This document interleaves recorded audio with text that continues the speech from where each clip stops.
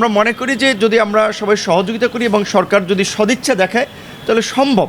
বিশেষ করে এখানে শুধুমাত্র দেশের অভ্যন্তরীণ ইস্যু না, দেশের আইন শৃঙ্খলা পরিস্থিতি স্থিতিশীলতার ক্ষেত্রে আন্তর্জাতিকও বিষয় জড়িত। সেতে এই ইউনূস সরকারের যে কানেক্টিভিটি, যে নেটওয়ার্ক আছে, সেটাকে কাজে লাগিয়ে যদি আমরা দেশে স্থিতিশীলতা না আনতে পারি, রাজনৈতিক সরকার আসলেও তাকে বেগ পেতে হবে। এই সরকারের প্রতি তো সবার সমর্থন রয়েছে।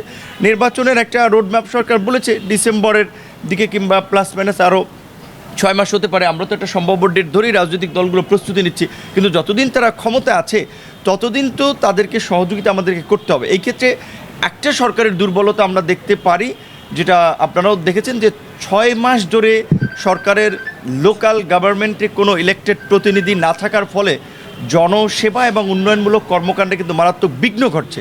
এইটাও এই আইনশৃঙ্খলা পরিস্থিতির সাথে আপনার কানেক্টেড। সেক্ষেত্রে স্থানীয় সরকারের যদি নির্বাচিত প্রতিনিধির একটা দ্রুত সময় ব্যবস্থা করা যায়, সেক্ষেত্রে এই পরিস্থিতির উত্তরণে সহায়ক হতে পারে।